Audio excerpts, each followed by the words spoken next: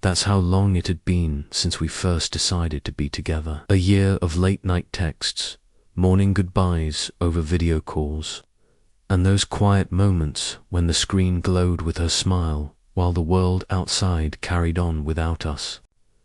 A year of loving her from miles away, loving her through distance, and trying to convince myself that proximity wasn't everything.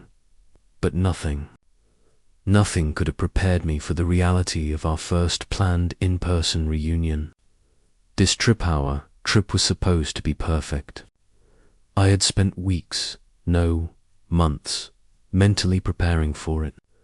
The flight had to align perfectly with her schedule. The hotel had to be affordable yet comfortable, and my work responsibilities needed meticulous rearrangement so that nothing would interfere. I imagined the room we would share for a few days, the quiet breakfasts, the laughter spilling over coffee mugs, and the simple joy of just being together after 12 long months. Every detail mattered, because after a year apart, every second of our time together would matter. I thought I had control over it. I thought that by planning every minute, I could create a bubble, a small world where nothing else existed but the two of us. I calculated flights down to the exact minute, double-checked hotel reviews, and arranged my work so that no unexpected task could ruin our time. I even went as far as coordinating with colleagues, leaving clear instructions for the projects I couldn't finish, making sure my absence wouldn't be noticed or worse, become an inconvenience. Every action I took was rooted in a simple desire. I wanted this reunion to be flawless. And then she sent me a message. Just a few lines, but they cut deeper than any distance could. She wanted to come a week earlier. Not for us. Not to spend more time with me, but with her new friends, the ones she had recently met, the ones I hadn't yet met. My heart sank. I stared at the screen for minutes, my mind spinning through every scenario. A week earlier. That meant our carefully planned itinerary would collapse.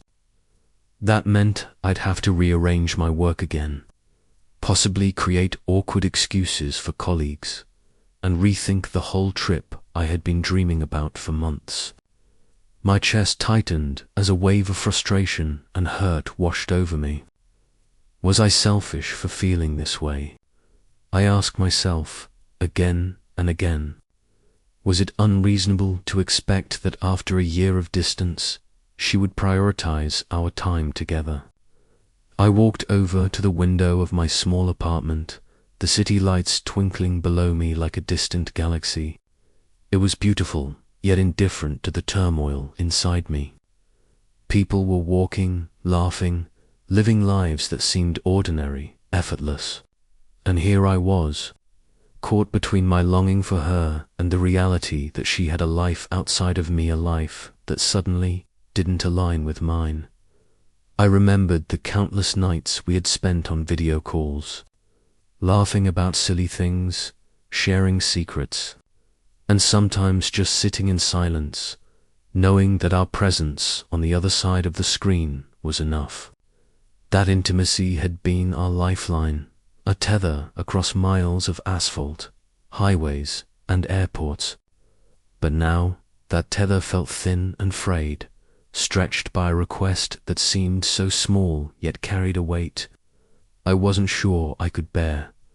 I replayed the message in my head again, dissecting her words, trying to understand if there was a hidden meaning, some nuance I was missing. She was excited, thrilled about this new group of friends, the opportunity to spend a holiday Halloween, of all things, with them. And yet my heart ached, because in all that excitement, in all that novelty, there was a quiet dismissal of what I had been planning, what I had been dreaming of. For months, I thought about our first year together, the small joys, the arguments that never lasted long, the countless moments of care, laughter, and support. And I realized that loving someone from afar isn't just about missing them, it's about building a world in your mind where distance doesn't matter. But what happens when the world you build collides with reality? That night, I couldn't sleep. I kept imagining the hotel room, the city streets, the cafes we would walk past hand in hand. And yet, in every scene, there was a shadow, the looming presence of her friends, her new group, and the week I might never fully share with her. My excitement mingled with frustration, anticipation mixed with doubt. I knew that the upcoming trip would not just be a reunion, it would be a test of patience, understanding, and perhaps the limits of love. Could I reconcile my desire for perfection with her need for freedom? Could I accept that she had a life outside of our relationship? A life that didn't always include me, and still cherish the time we had? The city outside my window seemed to mock me, indifferent to my turmoil. And yet, I couldn't help but feel hope, fragile yet persistent. Hope that when the time came, we could find a balance. That after a year apart, after all the planning, the dreaming and the waiting, our reunion would still be worth it. And in that quiet, restless night, I realized something important. Love, even when tested by distance, is about more than planning. It's about flexibility, understanding, and sometimes letting go of what you think should happen to embrace what actually does. I didn't have the answers yet, but I knew one thing. This trip, this reunion, would change everything. And whether for better or worse, I was ready to find out. The following days were a blur of planning, rescheduling, and overthinking. Every time my phone buzzed, I held my breath, hoping it was her confirming something about the trip, yet secretly fearing that it was another change, another tiny twist that could throw everything off balance. I became meticulous to an almost obsessive degree. I created spreadsheets for flight times, hotel costs, and even the coffee shops I wanted to take her to. I wanted every detail to be perfect, every moment to feel as though time itself had been paused just for us. I spent hours online, scrolling through reviews, comparing prices, reading about the best way to get from the airport to the hotel without wasting precious minutes. The hotel had to be near her place, yet far enough that we could enjoy a private evening walk without running into anyone she knew. I wanted it quiet, yet cozy. I imagined the soft hum of the city outside our window at night, the way the streetlights would catch her hair as we stepped out for a midnight stroll.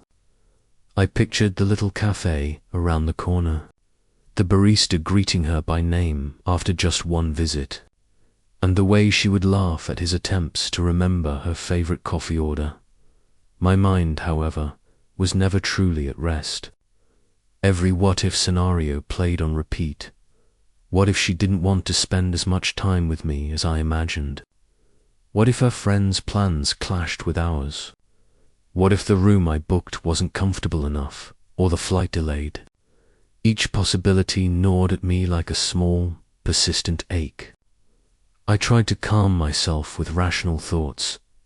After all, I had done everything I could. But the heart has a stubborn way of ignoring reason when it senses potential disappointment. And then there were the work arrangements. I had meticulously crafted emails for my colleagues, leaving instructions and delegations that I hoped were clear enough to prevent mishaps. I worried about the unseen consequences. A task forgotten, a project delayed, a colleague irritated. Each worry was a tiny weight pressing on my chest, reminding me that the world outside our little bubble didn't pause just because I wanted it to. But I told myself that this was worth it, that all of it was worth it, because in just a few days I would see her. Nights became restless. I'd lie awake, visualizing her face, her gestures, The way she would tilt her head when listening to me ramble about nothing, or how she would bite her lip when trying to suppress a laugh. I imagined our first moments together in person, the awkwardness, the warmth, the relief of finally being near each other again. And then I imagined the tension that might arise if she insisted on prioritizing her friend's plans. My chest tightened at the thought, yet a part of me understood.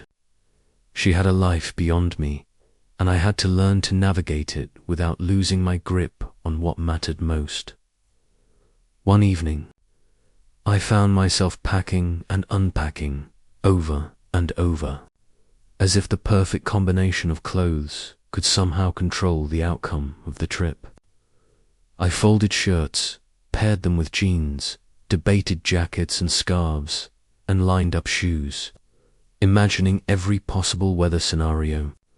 It was absurd, really, but I couldn't help myself. The hotel would be small. Every choice mattered. I wanted our moments to be unbroken by trivial inconveniences, to be seamless, perfect. At times, I let my imagination run wild. I pictured us wandering through a bustling street festival, Halloween decorations lining every corner, pumpkins glowing in the windows, music drifting through the air. I imagined holding her hand tightly, feeling her warmth against my own, and stealing glances that spoke louder than words ever could. Then I imagined her friends stepping in, inviting her into their plans, and the frustration bubbling in me that I would have to swallow to keep our connection intact. I started leaving little notes to myself on my phone, reminders to ask her what she wanted for breakfast, to double-check the hotel reservation, to bring an umbrella just in case. I even made a list of conversation topics so that silence wouldn't feel awkward, so that I could anticipate her thoughts, her emotions, her needs. Every tiny act felt like a preparation for a perfect experience, yet every act reminded me how fragile that perfection really was. I began noticing how much my anticipation was changing me. I became more observant, more sensitive to her moods in our messages. A single emoji or a slight delay in response could throw my heart into overdrive. I realized that in my mind, the trip had already begun, and yet the reality of it was still so far away. The distance had taught me patience, but also a constant, simmering anxiety, and through it all, I clung to a single truth. Seeing her, even if only for a few days, was worth every moment of stress, every ounce of worry, every sleepless night. This trip would be a test not just of our relationship, but of my ability to reconcile the meticulous planning I craved with the unpredictable nature of life, of love, and of people outside the bubble I wanted to create. As the days ticked by, I alternated between excitement and fear. The city outside my window was alive, indifferent to my obsessive calculations and emotional turmoil.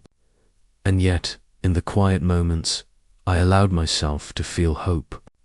Hope that the trip would bring us closer, that despite the obstacles, we could finally meet in a way that felt real, tangible, and permanent if only for a fleeting moment. And still, that little doubt lingered, like a shadow I couldn't shake. What if her priorities shifted? What if her new friends meant more to her than the reunion I had imagined? My heart tightened at the thought, but I pushed it aside.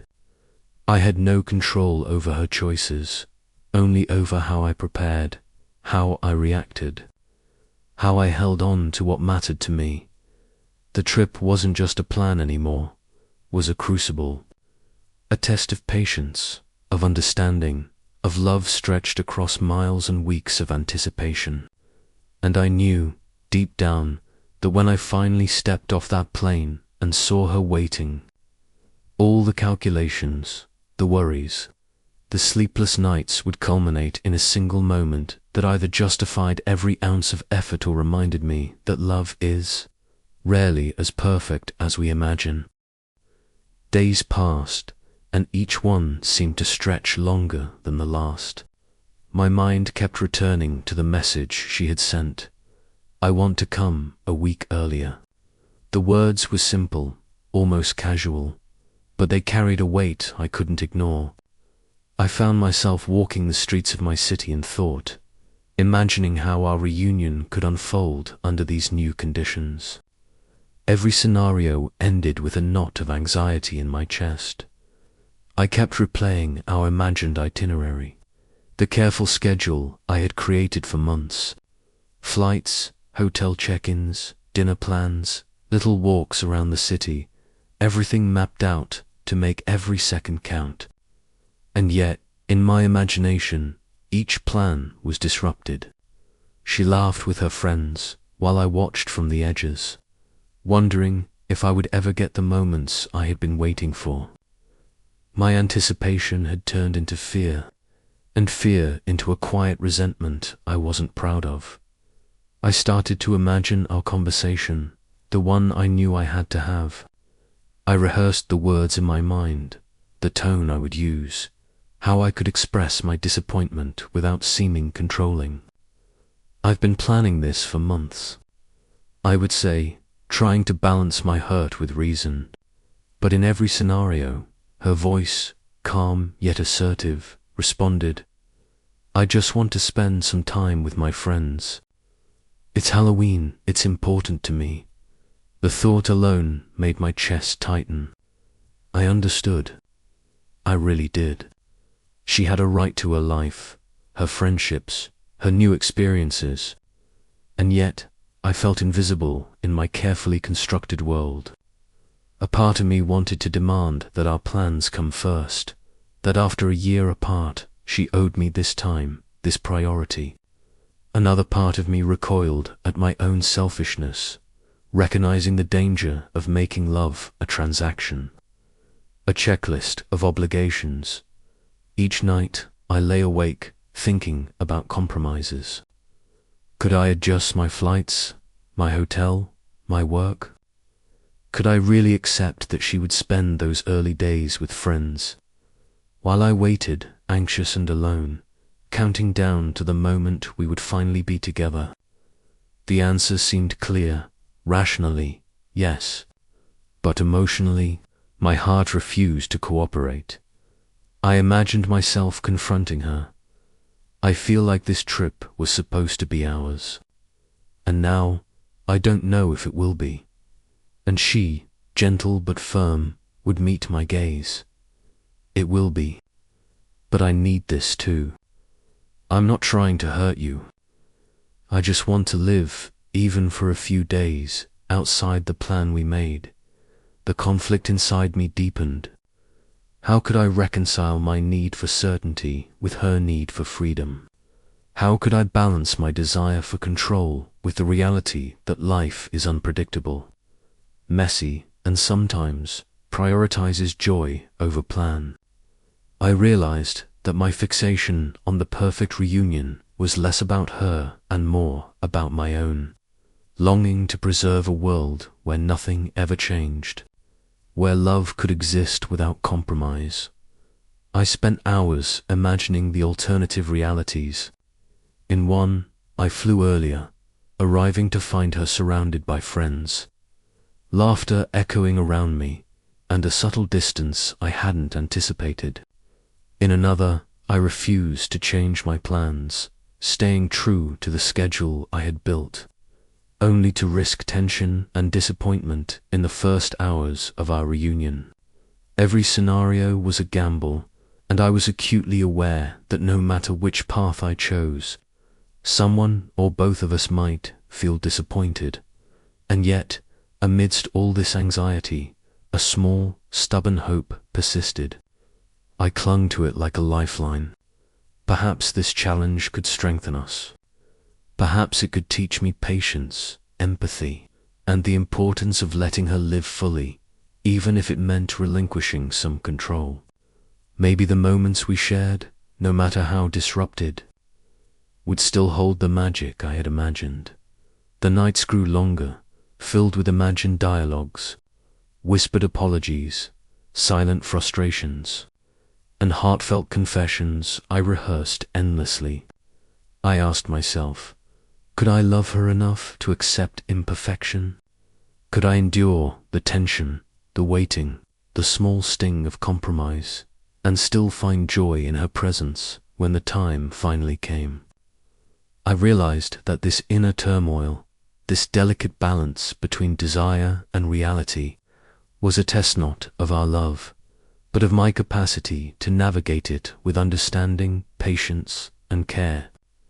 The trip, once a simple plan, had become a crucible for my heart, and as I lay in bed, staring at the ceiling, I understood that what awaited us would not just be a reunion, it would be a revelation of what we valued, what we were willing to compromise, and how far we could stretch the limits of love without breaking it.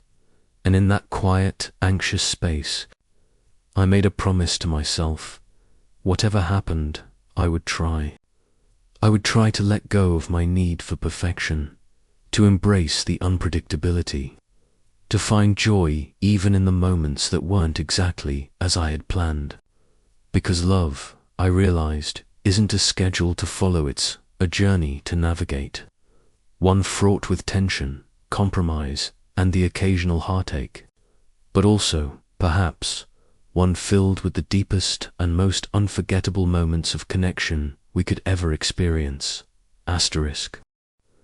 The closer the trip approached, the more I felt the tension coiling inside me like a spring.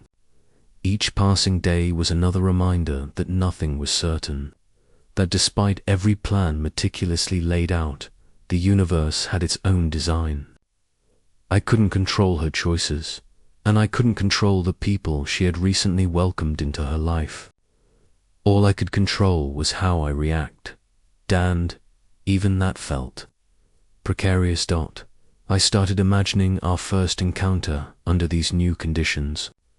Would she greet me with the same warmth, or would her time with friends leave an invisible distance, a subtle shift in her attention that I couldn't ignore? My mind raced through countless variations, her laughing at a joke someone else made, me standing awkwardly, trying to insert myself into a world that had started to exist without me. The thought made my stomach twist, and yet, amidst the anxiety, there was an undeniable excitement.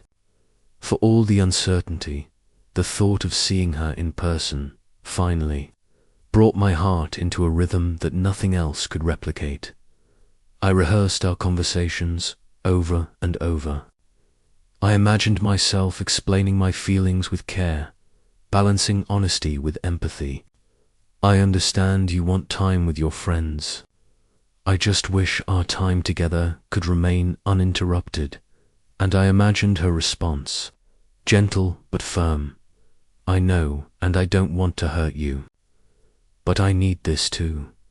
Even in my imagined dialogues, I could feel the tension and electric pull between our needs, our desires, and the reality of living separate lives. Packing became an act of both preparation and ritual. I meticulously chose outfits for every conceivable situation: casual walks, cozy dinners, unexpected rain. Each choice felt symbolic, a small measure of control in a situation that refused to yield. I practiced my expressions in the mirror, imagining the exact mixture of warmth, patience, and playful teasing I wanted to convey when I saw her. I wanted to be present, fully, yet I feared being overshadowed by the new people in her life. Sleep became a battleground of imagination and anxiety. Dreams replayed the trip endlessly, alternating between idealized perfection and worst-case scenarios. I saw us sharing coffee at sunrise, laughing at a street performer. Then, in the next moment, I saw her turning to greet a friend I didn't know. My voice lost in the background, my hands empty. I woke with my heart pounding, breath uneven. The line between anticipation and dread blurred. Yet, even in those restless nights, hope persisted stubbornly. Perhaps these imagined trials were preparation for the resilience we would need. Perhaps these challenges would deepen our connection, rather than strain it.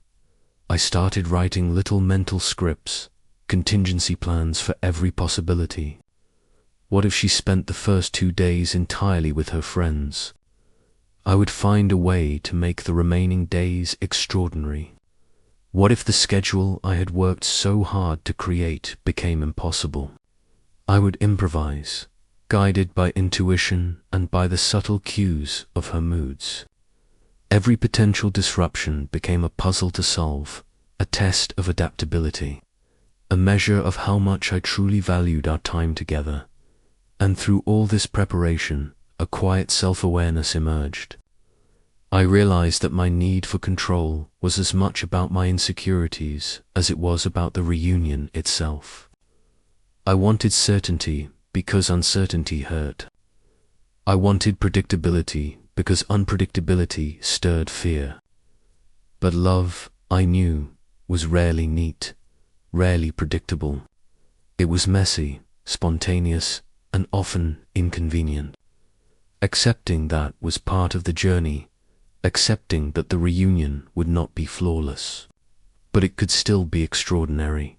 In the final days before departure, I began to let go of the small anxieties, not entirely, but enough to allow space for spontaneity. I reminded myself that she had a life outside of me, that friendships were important, and that this trip was not only about what I needed, but also about what she needed. It was about balance, about patience, and about the courage to face uncertainty with an open heart. I imagined the moment I would finally see her at the airport. The first hug, the first glance, the way her eyes would search mine for reassurance, for understanding, for the shared joy we had been building for a year. And I realized that despite all the unknowns, despite all the adjustments and compromises, the trip would be worth it not because it would be perfect, but because it would be real. Every awkward pause, every surprise, every small imperfection would be part of the authenticity we had been waiting for. As I closed my suitcase, double-checked flight times, and sent final confirmations for work, I felt a quiet determination settle over me. I didn't know exactly how the reunion would unfold. I didn't know whether she would prioritize her friends or fully embrace our time together. I didn't know whether my carefully constructed expectations would hold or whether they would crumble in the face of reality. But I did know one thing. I was ready to face it all, to embrace the unpredictability, to navigate the tension, and to meet her in whatever moment awaited, fully present, fully committed, and fully human.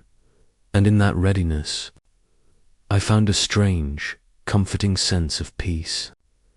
The city outside my window continued its indifferent pulse, oblivious to my inner turmoil, yet in its rhythm. I found a metaphor. Life moves forward, chaos and beauty intertwined, and all we can do is show up with our hearts open, willing to accept the uncertainty and to cherish the moments that truly matter. This was more than a trip. This was a journey of love, patience, and understanding, and no matter what awaited, I was determined to meet it with everything I had, because the rewards of love, even when stretched across distance and tested by circumstance, were worth every ounce of anticipation, every sleepless night, and every moment of doubt.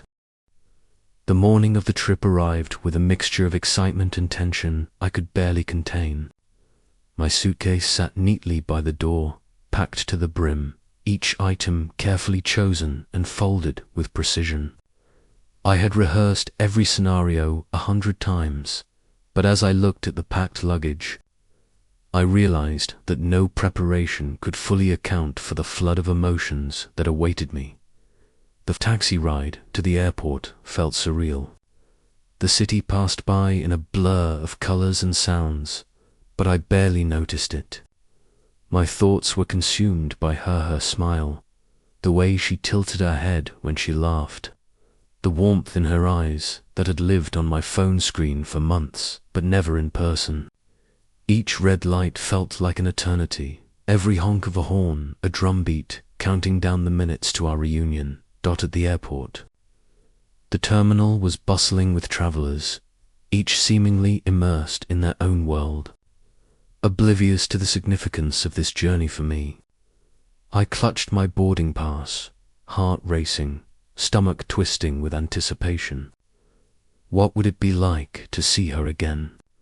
Would the spark still be there, undiminished by the miles and months apart? Or would distance have created a subtle shift, a silent gap that no words could bridge? As I boarded the plane, I settled into my seat by the window, watching the runway stretch out before us. I imagined her waiting at the terminal, probably checking her phone, pacing, or smiling nervously at the thought of seeing me. I pictured the airport scene in vivid detail, her hair pulled back casually, a scarf around her neck, eyes scanning the crowd until they found mine. My pulse quickened at the mental image. During the flight, I allowed myself to daydream about every small detail of our reunion.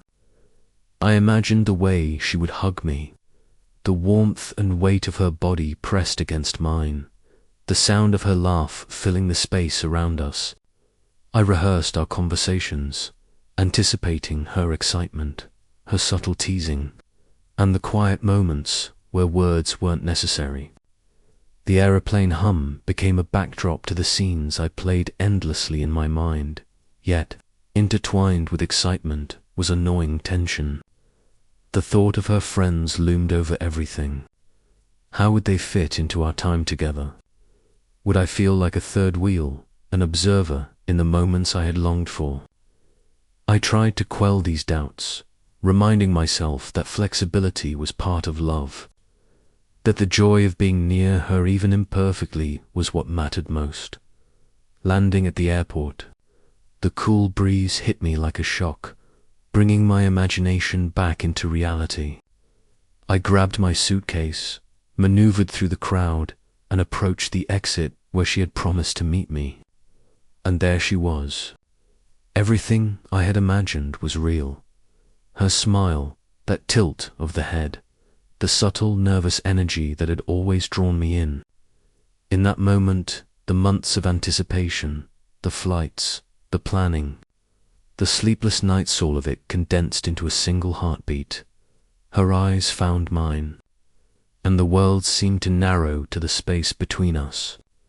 I felt a mixture of relief, joy, and an almost overwhelming tenderness. The hug that followed was everything I had dreamed of, warm, familiar, yet charged with the electricity of absence finally overcome. We laughed awkwardly, caught in the tension of too many months apart. Yet the connection was undeniable, immediate, and profoundly grounding.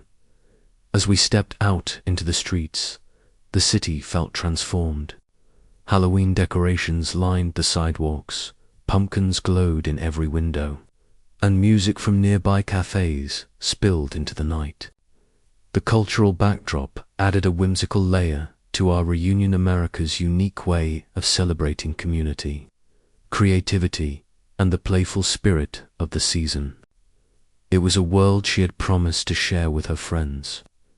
But now, for a brief moment, it was ours too. We walked, hands brushing, glances exchanged, laughter spilling effortlessly.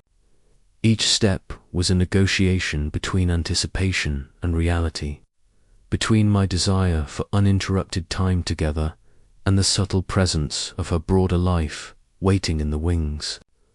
I felt joy, fear, and hope, all layered in complex, beautiful contradictions. The next day, I found myself walking into a world I had only ever glimpsed through her stories and occasional photographs. Her friends were vibrant, lively, and effortlessly. Social everything I had imagined, and more. They greeted her with familiarity and warmth, and I realized, almost painfully, that I was entering a space where I didn't yet belong. She introduced me, of course, with the casual ease of someone balancing multiple worlds at once. "This is him, my boyfriend. You've heard about him." Their smiles were genuine, welcoming, but I couldn't shake the sense of intrusion. In my mind, I had imagined our reunion as an exclusive, private space, a bubble where only she and I existed. Now, that bubble felt punctured, the air thick with unfamiliar energy. I smiled, extended my hand, tried to match their warmth. Conversation flowed around me, easy and effortless. I laughed at jokes I barely understood, nodded in agreement, and attempted to insert myself into stories that predated my existence in her life. All the while, a quiet storm brewed in my chest. I was happy she had friendships, of course, but happiness was tinged with jealousy and an odd sense of displacement as we walked to a nearby cafe. The Halloween decorations framing our path seemed almost symbolic. Pumpkins carved with grins that looked suspiciously like knowing smiles stared at me from every window. Ghosts and skeletons hung from lampposts, swaying gently in the breeze. It was festive, playful, and yet each cheerful detail felt like a reminder of how small and peripheral I suddenly seemed. She laughed with her friends, and my chest tightened. I told myself to breathe, to let go of control, to embrace the unpredictability. But each smile she directed at them felt like a subtle tug at my own sense of priority, a quiet challenge to the imagined perfection I had so carefully constructed. I reminded myself, this was part of love. This was part of the reality of being with someone who had a life beyond me. Inside, I was waging a private battle. Part of me wanted to withdraw, to escape to a corner and nurse the sting of my own insecurities. Another part of me wanted to assert my presence, to carve out the space I believed I deserved. But I knew that either extreme would risk more than it was worth. Instead, I chose observation. I watched her, studied her reactions, measured my own responses. I found small victories in moments of shared laughter, in the fleeting touches of her hand as she walked beside me, in the warmth of a glance that felt like recognition amidst the chaos. The cafe itself became a microcosm of our dynamic. Her friends chatted about costumes, parties, and local events, while she occasionally turned to me with a question or a comment, weaving me into their world with subtle grace. I realized that being part of her life didn't always mean exclusive time or perfect moments. It sometimes meant navigating spaces where others existed, where her joy was distributed across multiple connections. It was challenging, it was uncomfortable, but it was also real. And as I sipped my coffee, listening to the murmur of conversations around me, I felt the stirrings of understanding. Love wasn't about controlling her schedule or monopolizing her attention. It was about presence, patience, and the willingness to engage even when it felt inconvenient or unsettling. And yet, the tension lingered. I found myself mentally tracking every interaction, comparing their closeness to mine, measuring my significance in her immediate world. Every laugh shared, every inside joke, every glance she gave to someone else was a small test of my own resilience, my own capacity to trust and to be patient. By the time we left the cafe, the afternoon had slipped by unnoticed. The sun dipped lower in the sky, painting the streets with the golden light of late afternoon. I realized, amidst the swirl of emotions, that I had survived. I had navigated my jealousy, my insecurities, and my longing without overt conflict. I had remained present, and in that I found a small, fragile triumph. She squeezed my hand as we walked, sensing my tension even without words. "Thank you for being here with me," she said softly, her voice a gentle reminder that despite the chaos of new friendships and shifted plans, our connection endured. And for the first time since the trip began, I felt attentive, hopeful, calm. Perhaps we could navigate this unpredictability together. And perhaps the moments we shared, Devon, imperfect ones, could be enough. The days of the trip rolled by in a rhythm that was both exhilarating and exhausting. Every morning brought a mix of anticipation and unease. I could see her joy, her energy, her laughter bouncing off her friends, and a subtle ache twisted in my chest. I reminded myself that this was her life, her world, and my place was to accompany her, not to control it.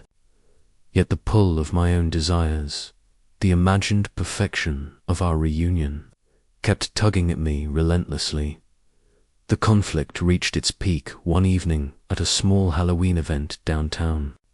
Streets were packed with costumed revelers, music and laughter spilling into the night, and pumpkin lanterns casting playful shadows.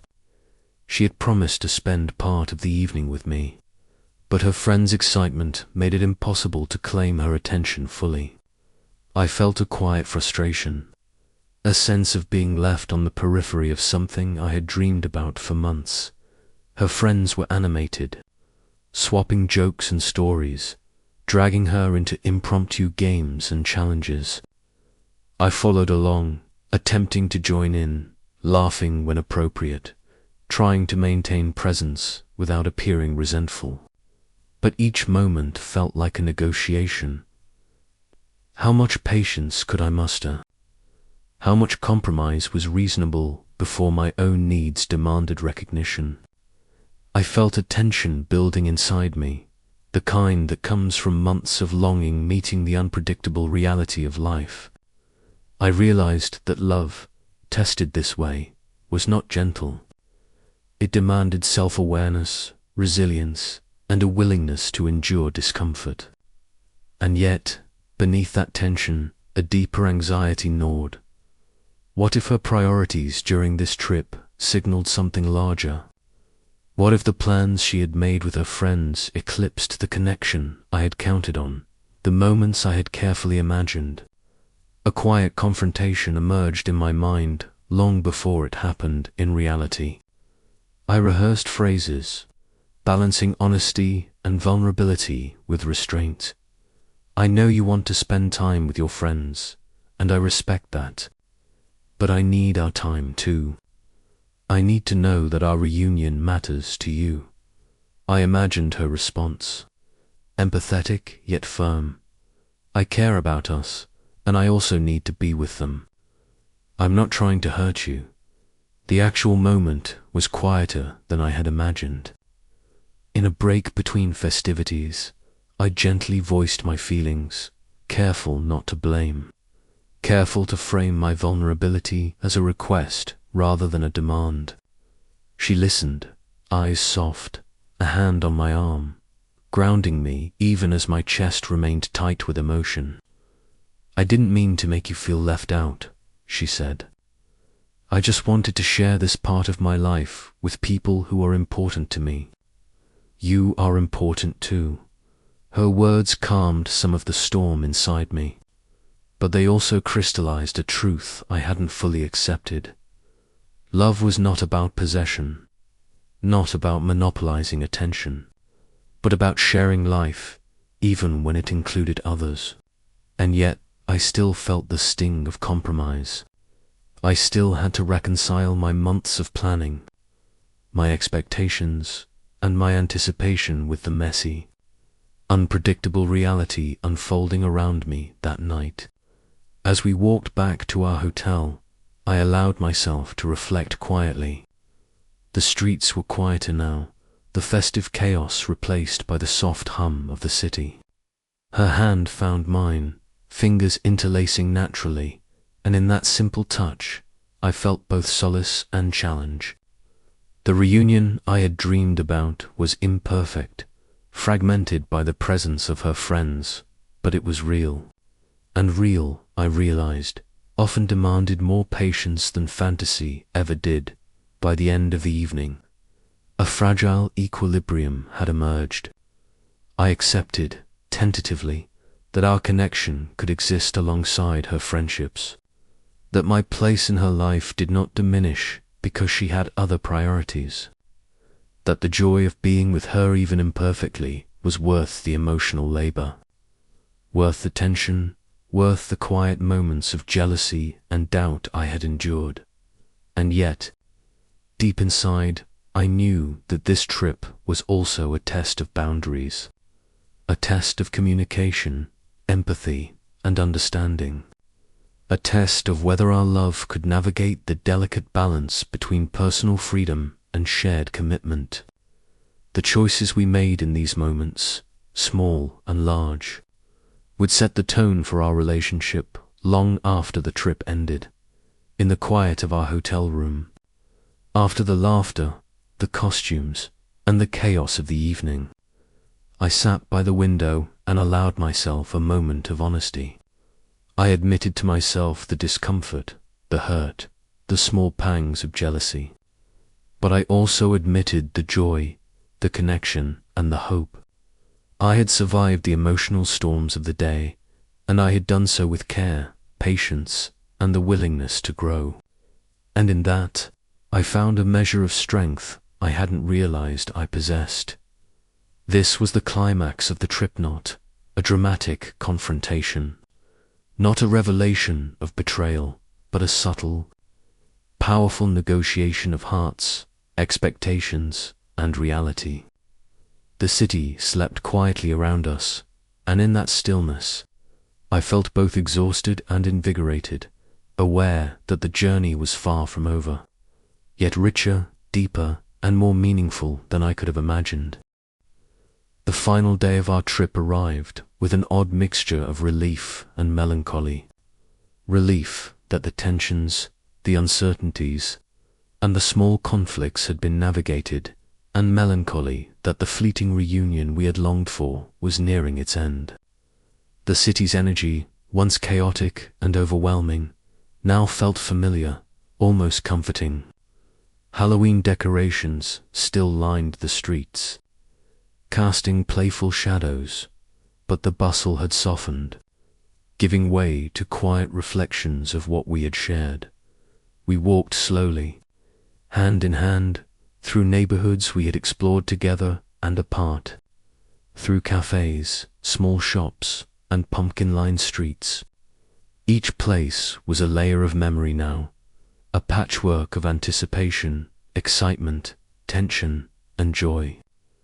I found myself savoring each moment, aware that soon I would return to my own city, my own life, and the distance that had defined so much of our past year would return once again. Her friends waved goodbye, laughter and playful teasing trailing behind them. I watched as she hugged them, and in that instant, I realized something profound. The presence of others did not diminish the importance of what we shared. Love wasn't about isolation or ownership. It was about connection, trust, and the willingness to embrace each other's worlds. However complex, we found a quiet bench overlooking a small park. Pumpkins scattered around in casual arrangements, leaves crunching underfoot. She turned to me, her eyes soft, her smile warm. "I'm glad you came," she said simply. Yet the weight of the statement carried the months of absence, the anticipation, the fears, and the reconciliation, even if it wasn't exactly the way we imagined. "I loved having this time with you." I squeezed her hand gently, the tension of the trip dissolving slowly into relief. "Me too," I replied, my voice steady but filled with emotion. "I've realized that being with you, in whatever way we can, even imperfectly, is more than worth it. In that moment, I let go of the remnants of my frustration, my need for control, and the imagined scenarios that had haunted me. I embraced the reality, the unpredictability, the small compromises, the laughter shared, the quiet moments of understanding. I understood, finally, that our love could coexist with her friendships, with the spontaneity of life, and with the unforeseen events that shape human connection. As we walked back toward the hotel, we talked quietly about the trip, about moments that had surprised us, and about the future we hoped to create together. Each word, each glance, each shared smile was a stitch in the fabric of our relationship, stronger now for having endured the trials of distance, expectation, and compromise. The city around us hummed with life, a reminder that the world was vast, unpredictable, and full of possibilities. And yet, within that vastness, we had carved out our own space, a moment suspended in time, rich with connection and understanding. I realized that love was not about perfection, it was about presence, resilience, and the courage to embrace both joy and discomfort with equal grace. As I prepared to leave, boarding my flight back home, I carried with me more than memories. I carried a deeper understanding of patience, empathy, and the delicate balance between self and other. I knew that distance would return, as it always did, but so would the knowledge that even in separation, love could flourish, adapt, and endure. The trip had been more than a reunion.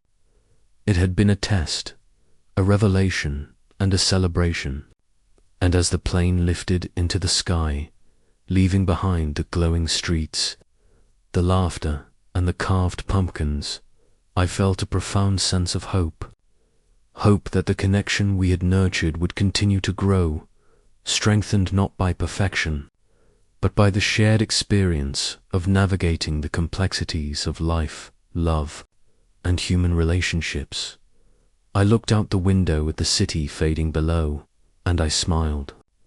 The journey was far from over, but we had passed a pivotal moment together, and in that I found peace, understanding, and a renewed determination to cherish every imperfect, beautiful moment with her, no matter the distance that lay between us. The airport was a blur of movement and sound, a familiar chaos that now felt almost alien after days immersed in her world. My suitcase rolled beside me with a familiar rhythm, wheels clattering softly against the polished floor. I moved mechanically, checking the departure boards, the gates, the times, while my mind was entirely elsewhere, lingering on every moment of the trip I had just left behind. The goodbye had been brief, tinged with both warmth and the melancholy of inevitable separation. She had hugged me tightly, pressed her forehead to mine, whispered words I would carry like a talisman. We'll see each other again soon. Distance doesn't change what we have. And yet, as I walked away, a quiet ache settled into my chest, a mixture of longing, relief, and reflection. On the plane, I stared out the window at the sprawling city fading below, glittering lights giving way to darkness.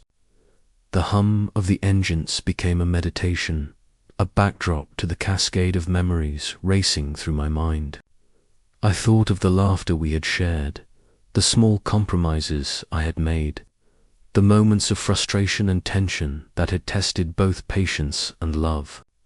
Each memory was vivid, almost tangible, as though I could reach out and touch them, yet ephemeral, slipping away with every mile that separated us. I reflected on my own growth during the trip, the meticulous planning, the sleepless nights, the mental rehearsals. They had been attempts to control the uncontrollable. And yet, life had reminded me, gently but firmly, that love exists not in perfection or in plans flawlessly executed, but in the willingness to engage with imperfection, with unpredictability, and with shared humanity. The friends she had invited into our moments were not intrusions, but extensions of her life. My initial frustration and jealousy had been natural reactions, but now, in hindsight, I recognized a lesson hidden in discomfort. Love is not about monopolizing attention, it is about presence, understanding, and empathy. I had learned to navigate uncertainty, to find calm with intention, and to treasure the moments that truly mattered. Even when they arrived imperfectly, sleep came in fits, punctuated by vivid dreams of the trip. I saw her laughing, spinning in costume at the festival, her friends around her, and me somewhere in between, part observer, part participant, part lover, striving to maintain connection amidst the chaos. I woke with a strange mix of exhaustion and fulfillment, realizing that these moments, imperfect as they were, had solidified a bond stronger than distance or time could easily fracture. I replayed the conversations we had, the gentle negotiations, the acknowledgements of feelings, the silent moments of connection that spoke louder than words. Each one reminded me that relationships are dynamic, alive, and constantly evolving. They require adaptation, patience, and an acceptance of impermanence in every shared experience. The trip had been a crucible, and I had emerged with a clearer understanding of what love demanded: presence, humility, and courage. As the plane descended toward my home city, the lights below sprawling like veins of life and possibility, I felt a quiet sense of closure mixed with anticipation. Closure for the chapter that had just ended, and anticipation for the next steps, the next moments, the next opportunities to build, sustain, and cherish our connection. I realized that while distance would return, so too would the knowledge that love, carefully nurtured, can withstand the complexities of life and the shifting priorities that inevitably arise. Looking out the window, I whispered softly to myself, "I promise more than a thought. I will carry this with me, the lessons, the memories, the patience, and the hope, and I will continue to be present, no matter the distance." And in that quiet affirmation, I found a profound sense of peace. The journey had not been flawless, but it had been real, and sometimes reality, in all its unpredictability, holds more value than even the most meticulously imagined dreams. Asterisk, 2 VG. Beigig Mchen SN Vit, asterisk, asterisk Fund 3B, 3C, VA 3D asterisk asterisk. Hone, Thion, asterisk, asterisk Fund 3, Return and Reflection, asterisk, asterisk, TNAP, Trung Vau, asterisk, asterisk, CMZ, FC Sao, Chian Sai. XLS, Kun, Cash, NHNTH, XVA, MY, Quan, HVA, KNT, Luon, Sao, SCC, asterisk. Ju Fong Cash, GC, Thoi Yin, FN, Chaitit. Fahup, Von Hor, Mi. The first days back in my city felt strangely quiet, almost surreal.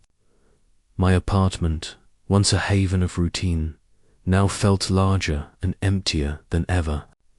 The absence of her presence was stark, the spaces she had filled with her laughter, warmth, and energy now silent. I found myself reaching for my phone, half expecting a message or a photo, and then reminded with a pang that distance still defined our reality.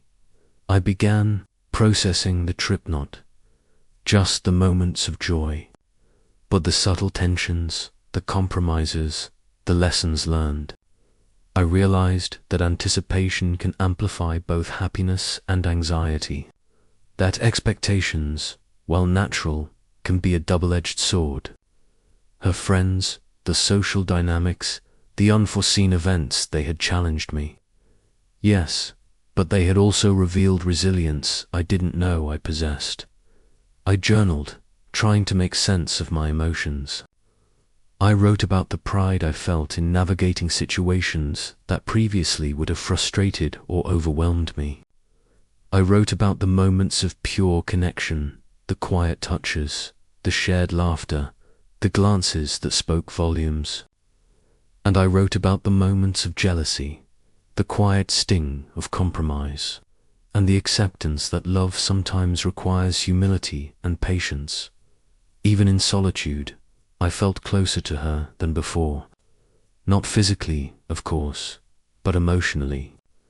The trip had created a shared reservoir of experiences, both joyful and challenging, that strengthened the invisible threads connecting us. I realized that distance, while difficult, also allowed perspective. I could reflect, analyze, and grow both as an individual and as a partner without the immediacy of constant interaction. Clouding my thoughts as the days passed, reflection deepened. I considered what love truly required: presence, empathy, and the courage to embrace uncertainty. I recognized that my desire to control the trip, to orchestrate perfect moments, was not about her, it was about my own insecurities. She had reminded me, gently yet firmly, that life was shared, messy, and sometimes inconvenient. And in navigating that reality, I discovered patience I hadn't known I could hold. I replayed specific interactions: the Halloween event, the cafe with her friends, the quiet walks holding hands. Each seemed like a lesson, each tension like a teacher. I understood that relationships are dynamic systems, not static fantasies. They require negotiation, communication, and the willingness to prioritize connection over perfection. I also contemplated the future. Long-distance love would continue to test both of us, but the trip had created a blueprint: embrace unpredictability, communicate openly, and cherish the moments we can create, however fleeting. I felt a quiet confidence that our relationship could withstand distance, not through rigid control, but through trust, empathy, and shared commitment. In the quiet evenings, I often found myself staring out the window, city lights twinkling below, and reflecting on the journey. I realized that love, especially over distance, is not about flawless execution or uninterrupted time. It is about presence, intention, and the courage to engage fully. Even when circumstances are less than ideal, I thought of her, smiling at moments I couldn't witness, enjoying her friends, living her life. And I felt something profound. Love is not diminished by her joy elsewhere. It is strengthened by mutual understanding, respect, and the shared experience of navigating life's unpredictability together. I promise myself to carry these lessons forward: patience when needed, empathy when challenged, and a willingness to embrace imperfection. The trip had ended, the reunion had concluded, but the growth, understanding, and emotional depth it fostered would remain, and in that acceptance I felt peace. The city hummed below, indifferent and alive, and I understood: love is not about control, it is about navigating the chaos, finding connection in imperfection, and holding on to hope that distance, time, and challenges can deepen the bond rather than diminish it. As night fell, I whispered softly to the quiet room: we will see each other again, and when we do, I will be present, patient, and ready to cherish every moment, no matter how imperfect. And with that thought, I closed my eyes, heart full, mind calm, ready for whatever came next.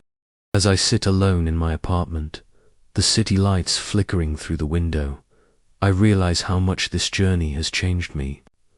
The trip wasn't just about seeing her, it was about understanding myself, my fears, my desires, and my capacity for patience and empathy. Love, I've learned, isn't about control or perfect moments, or keeping someone all to yourself. It's about presence, compromise, and the courage to embrace imperfection. The distance that once felt like a barrier now feels like a bridge, connecting us through understanding, trust, and shared experiences. I think of her laughing with her friends, the small moments we shared quietly, the awkward pauses that turned into meaningful glances. All of it has become part of the tapestry of our relationship. Each thread, each memory, has strengthened the bond between us in ways I could never have imagined. I know that challenges will come again, that distance will test us, and that life will throw unpredictability in our path. But I also know this: we have learned how to navigate those challenges together. We have learned that love is not static. It's alive, messy, beautiful, and resilient. And as I close my eyes tonight, I smile softly, feeling a quiet peace settle over me. I am ready for whatever comes next, for the calls, the messages, the reunions, and the distance.